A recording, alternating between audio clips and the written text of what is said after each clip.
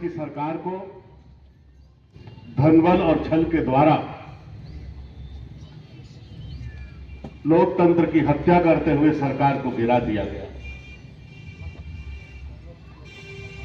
मुझे महाभारत की एक कहानी याद है।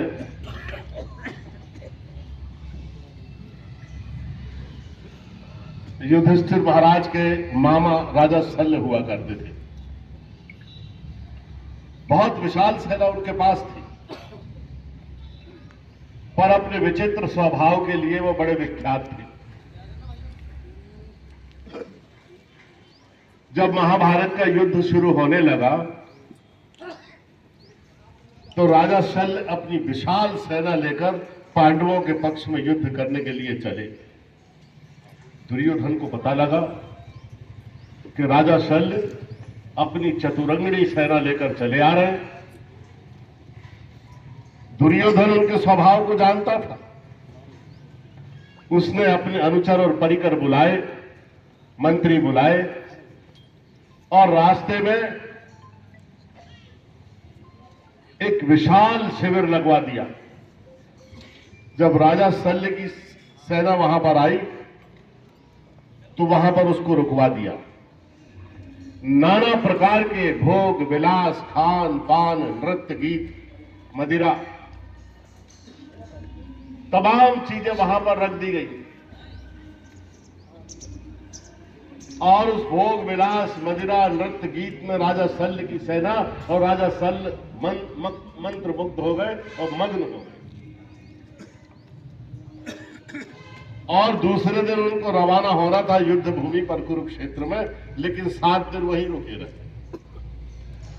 7वें दिन जब उन्होंने आज्ञा मांगी कि हमें जाना है, तो वहां पर जो परिकर थे उन्होंने प्रार्थना की कि महाराज हमारा थोड़ा और आतिथ्य ग्रहण करिए, थोड़े और दिन यहां रुकिए।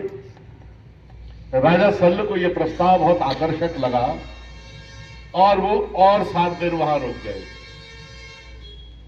फिर से वही मदिरापान, नृत्य, गीत, नाना प्रकार के खाद्य पदार्थ परोस दिए गए और राजा शल्य और उसकी सेना वहां पर उत्सव मनाती रही।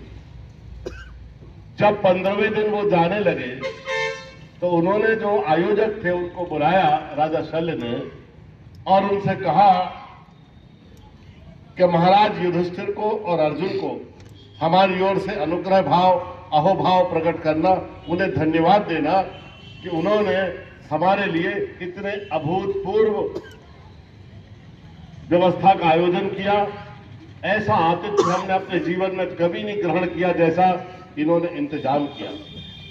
तो वहां पर जो परिकर थे उन्होंने कहा, क्षमा करें महाराज, ये इंतजाम तो दुर्योधन की तरफ से हुआ था। कहने लगे, क्या बात कर रहे हैं? दुर्योधन ने हमारा इतना ध्यान रखा, ऐसा स्वागत, ऐसा आतिथ्य सत्कार जो हमने कभी नहीं देखा, दुर्योधन ने किया। तो उन्होंने मंत्रिमंडल की वहीं पर बैठक बुलाई और ये निर्णय ले लिया कि हम महाभारत की लड़ाई में दुर्योधन की तरफ से युद्ध करेंगे। और ऐसा दुर्योग बना कि वो दुर्योधन की सेना में चले गए महाभारत की लड़ाई में और सेना सहित मारे गए। मध्य प्रदेश की राजनीति में ज्योतिरादित्य सिंधिया ने ऐसे ही किया।